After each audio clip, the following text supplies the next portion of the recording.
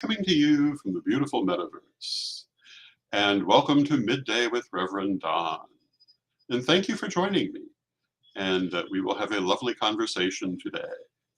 And if you wish to join that conversation, if you'd like to make a comment or ask a question or introduce a subject, you can do that on any platform you may happen to be watching on, and it will show up in my chat room here in my broadcast center. And hello to Michael in the chat room. It's good to see you.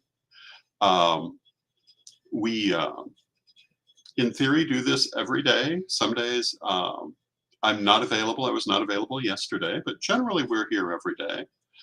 We also have interviews, sometimes generally pre-recorded interviews or live chat like today. Um, as you probably know, I am in the process of preparing to move. You can kind of see the wreckage of that in the background. And as I do that, um, we may expand the scope of this show somewhat. Um, but at present, it's basically just me talking with you, and I think that's a nice format. Hello to Janet in the chat room. Good to see you. Um, I quite enjoy these conversations. Sometimes they just sort of ramble. Other times they're more focused. I also enjoy bringing you interviews, both present and past. And we will see where it all goes. I am hoping this broadcast continues and, again, expands in a variety of ways as we go forward. I'm also, um, once I've completed my move, I'm looking to expand my Patreon. I'm looking to expand my broadcasting and basically get back up to speed to where I would expect to be if I were not in the process of moving. I'm sure you've all noticed the so-called sale of my life. Um, the vanishing of my library. Um, and that's been an interesting experience. I am now down to, I think, 11 boxes of books, which translates to 11 bookshelves, basically, um, versus the 10,000 volume library I formerly maintained. And this is a big change.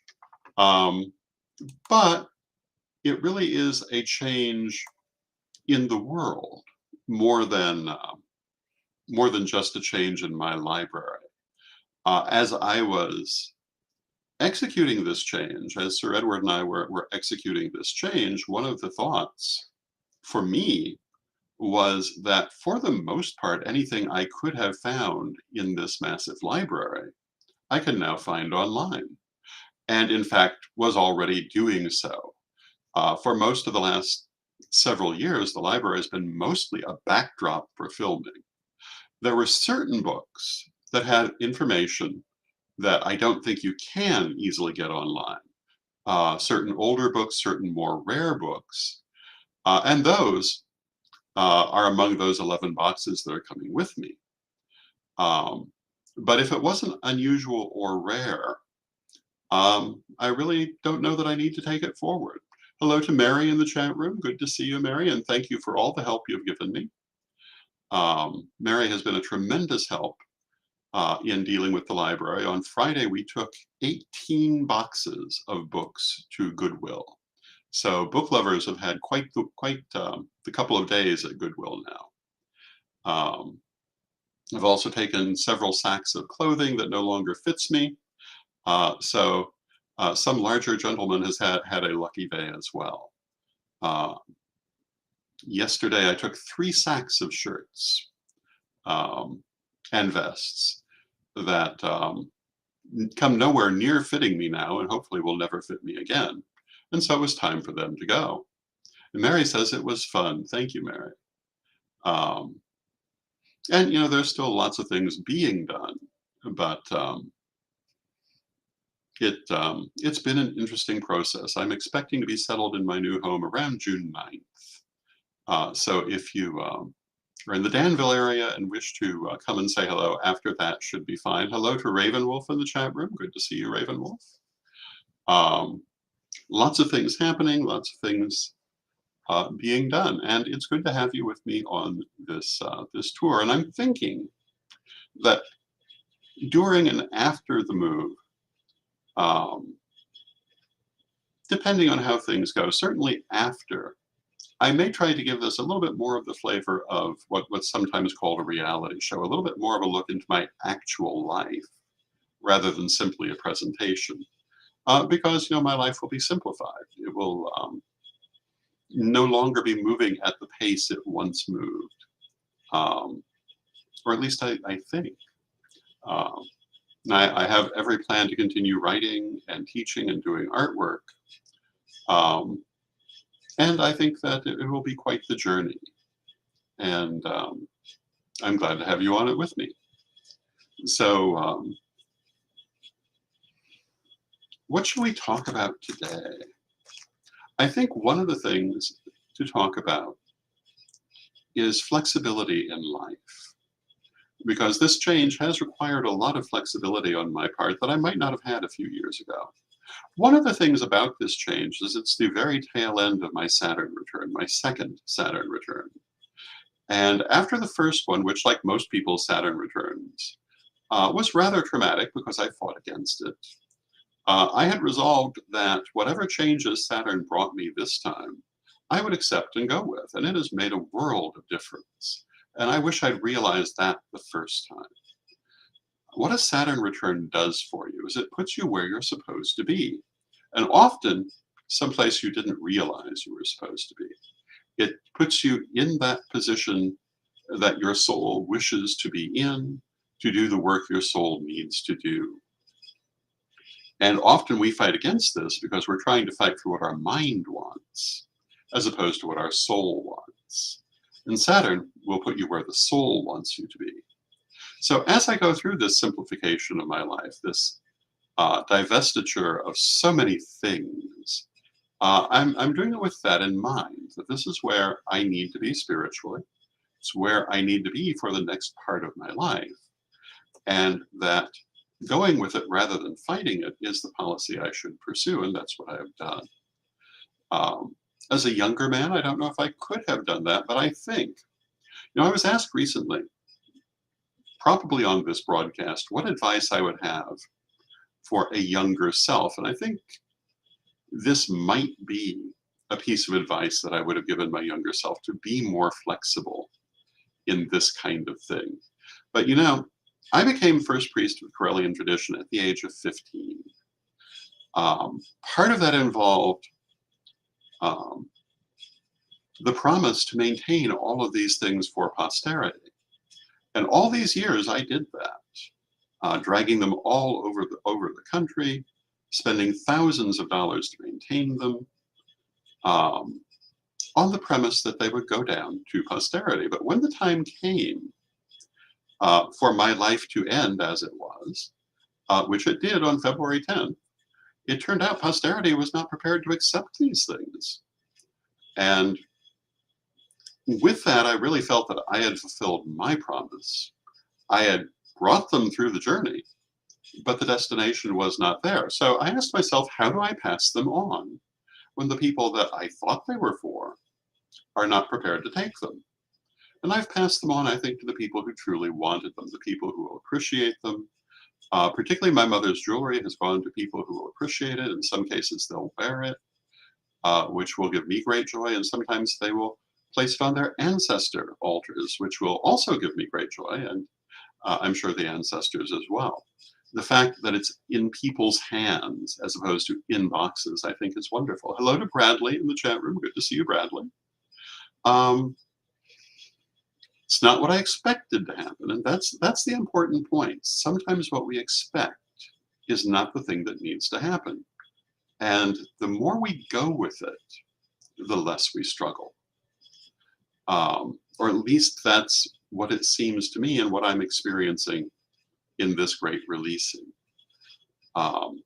As I say, when I had my first Saturn return in my late 20s, I struggled against it. I knew where I was going, I knew what I wanted, and it wasn't at all what my higher self wanted, and how I was really meant to fulfill my vocation. So Spirit moved me to where I needed to be. And it was a difficult move.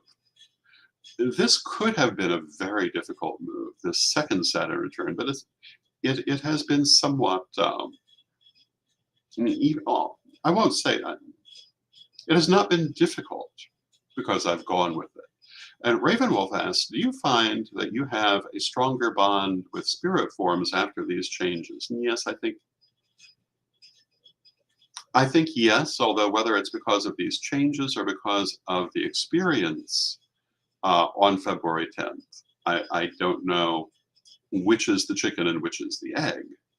But I do feel very much as though I have more than before one foot in the spirit world. Now, since I was very, very young, I have been, um, I guess we'd say, a medium, an oracle, a channeler, all those different words. And so I've had one foot in the spirit world pretty much my entire life, but much more so now. And I have not really talked about what I was told in that experience. But I will say a lot of it has shown up in previous lustration oracles, not all of it. And I believe that these changes are partly to fulfill those things that I was told, but definitely I feel that I am much more in the realm of spirit versus the realm of matter than formerly. And I feel that far from slowing down, I'm going to be speeding up. And, for years now, I've taught theology and the skills of clergy.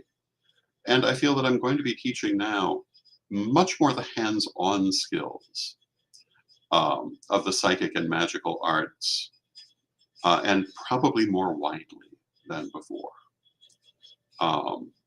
And for reasons that will become clear. And I feel that our world is entering, well, it's already in a pivotal time. We all know that. And the ancestors have spoken about that for years. In the seat that I was in, I could not play the role I needed to play as these changes go forward. In the seat that I will be in, I will be able to. And if you ask me, am I saying that I know everything that's coming? Of course not. They never tell you everything. Or actually, let me rephrase that, because as I look back on my life, in a lot of ways, they told me more than I realized, but you don't always get it till you get it. And I definitely had a choice between whether to continue this life forward or to make an end of it by simply surrendering to that experience on February 10th. But it was made clear to me there is much more to do. And I've accepted that new challenge, which involves putting down a lot of the old ones because they have been fulfilled. I do not feel that in those changes occurring that anything has gone other than as it should have gone in terms of those promises to the ancestors. I feel I did fulfill them. And I feel, well, I know because they tell me the ancestors are quite happy with where things are going. At least insofar as you can be happy when in interesting times. And we are coming into interesting times. We see it all around us. We see it here in Florida very clearly. One of the reasons for going back to Illinois. And it's going to be very odd. This is the 20th anniversary of our move to Hoopeston. And I will be moving back to Danville 19 years and 11 months after that, which is a very interesting thing. And in some ways, quite unexpected. I knew it was going to be an eventful year. I wasn't quite expecting some of these events, but I see them increasingly clearly now. And going back to the town where I was born, to people that I grew up with, in its way is quite unexpected. Once I thought I'd never leave that town. Until I was an adult, I thought I was going to live my entire life in the ancestral home. travel, but move, no. But that has not been my life. And going back now is going to be interesting because everything is new. Um, and we shall see what that means. It it will be an adventure, and you will be on that adventure with me. And we will we will enjoy it as a group. So I want to check.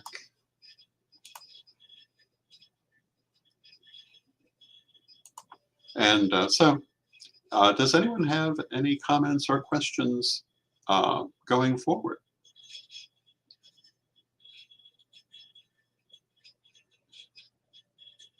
It's going to be an interesting time. And so I say, it's going to be an expansion, more not a contraction. At least that is what everything is telling me. So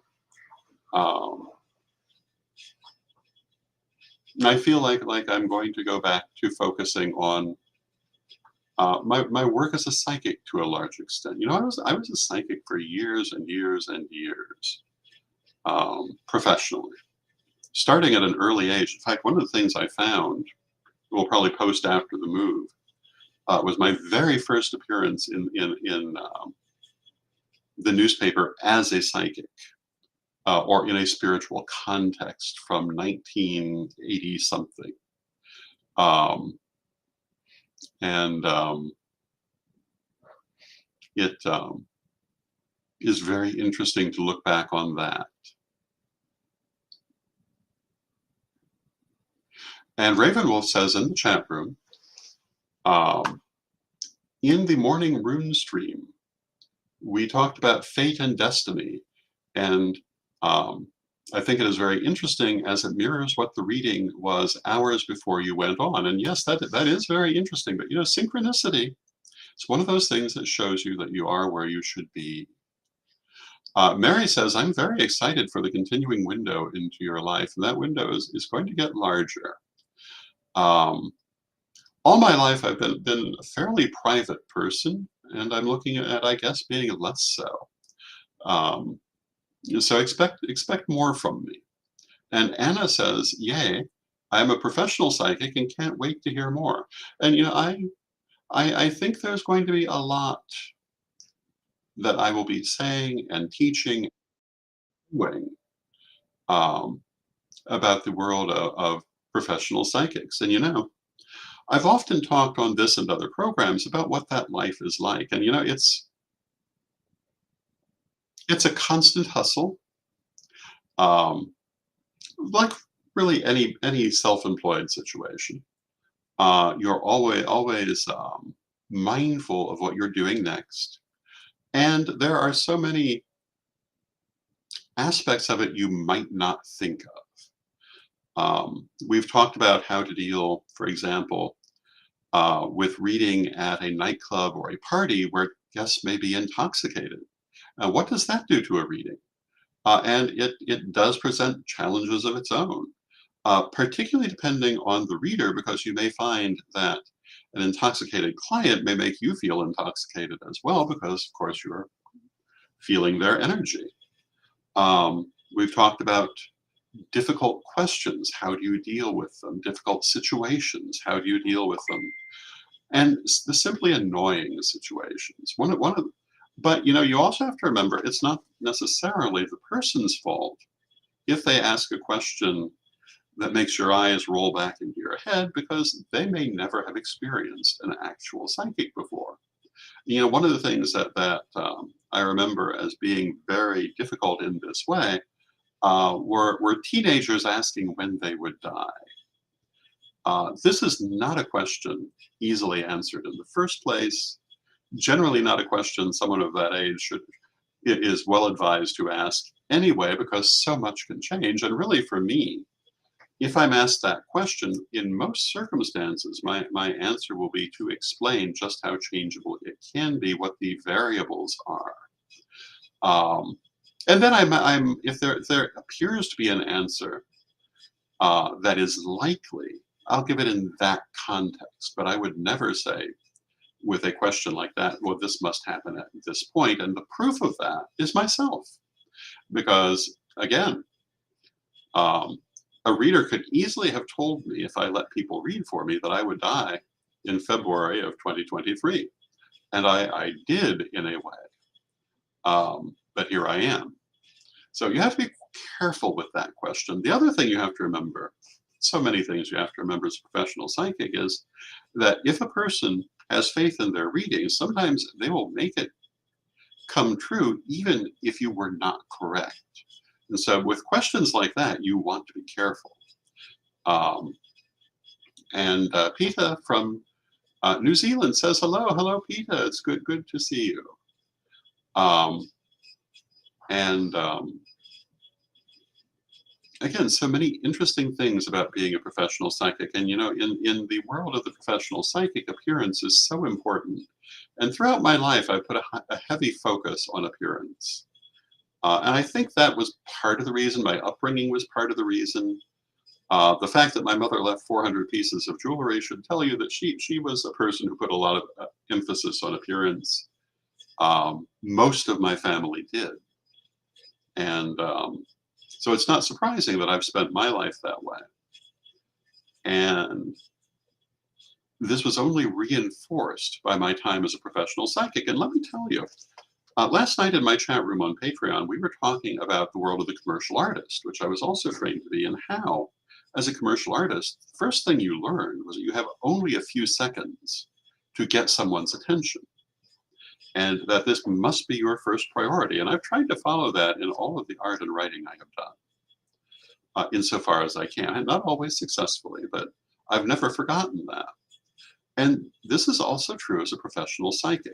At least if you're working psychic fairs, if you're a home psychic, then your advertising must do that. But if you're at a psychic fair, you yourself must grab their attention. A person walks into a psychic fair and they may see 20 psychics at their separate tables. And how they resonate with the people they see will usually determine who they will go to. Sometimes, of course, they'll choose based on literature. Sometimes they will be guided by the people running the fair, but often they will go by their first impression. Because of this, most professional psychics who work in that milieu have very striking table setups, pay close attention to what they wear, to make sure that they stand out. One of the people I most remember was Alexandria East, who was a very striking woman. She had beautiful snow white hair and very often dressed entirely in crimson with gold jewelry. And her tablecloth was crimson with brass items on it and gold confetti spread across it. And it made a very visually stunning impact, which did nothing to affect the quality of her readings, which were excellent. But it did do a lot to bring her clients who she could then show the excellence of her readings. My friend Novala, one of the best psychics I've ever known also, always paid close attention to how she presented herself. One of the interesting comments made about Novala by Sir Edward was that for the price of the ticket, she was your best friend for 10 minutes. And you could confide anything in her, and she would give you the psychic answers to those situations with sympathy and empathy. And that was very true. She was a very empathic, very generous and loving person, and this came across to people.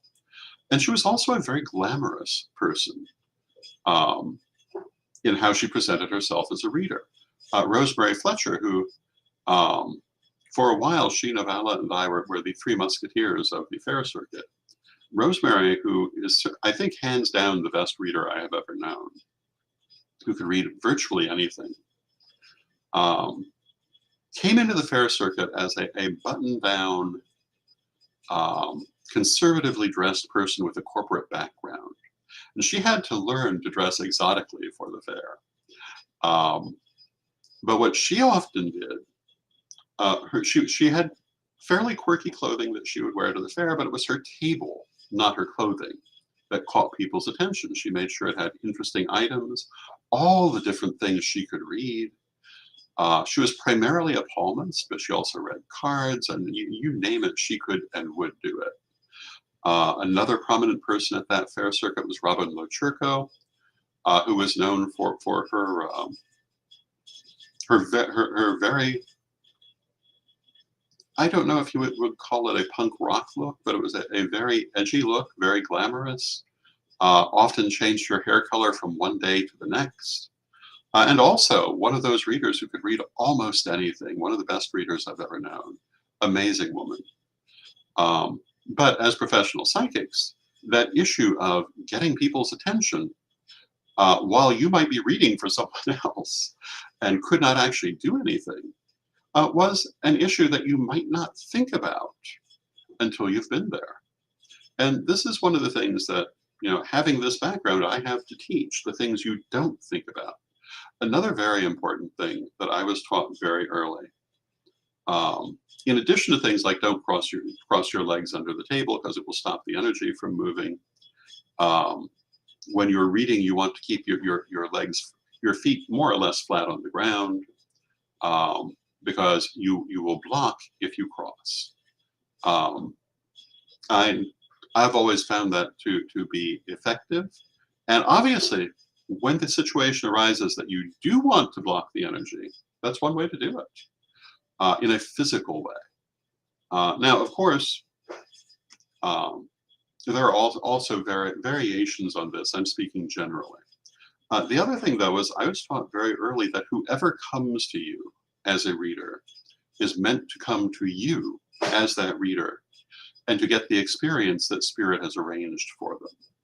Even if you may not think it was good, it's what was meant for them. And I found this on occasion over the years when people who I didn't necessarily think had been pleased with their reading turned out to be very pleased. Or people who perhaps thought their reading did not hit came back 6 months later to say, oh my God, I didn't expect that hit at all, and then it did. So when you're reading, don't second guess who Spirit sends to you for the most part. Now, sometimes you get someone who's just so difficult you can't deal with them, and you do have the right to say, no, I'm not going to deal with this nonsense. And Peta in the chat room says, I have been to many mediumship development classes and have worked at a psychic fair, and this is wonderful. I always tell people working at a psychic fair is the best training that you can get, especially if it's a big fair in inconvenient places. J&M fairs were often held sometimes in the middle of shopping malls with people going about their business, in busy convention centers, in sometimes outdoors on the sidewalk. The worst places imaginable to try to read for someone, which is also the best training imaginable to learn to read for someone. Because when you learn to do it there, you learn to do it everywhere.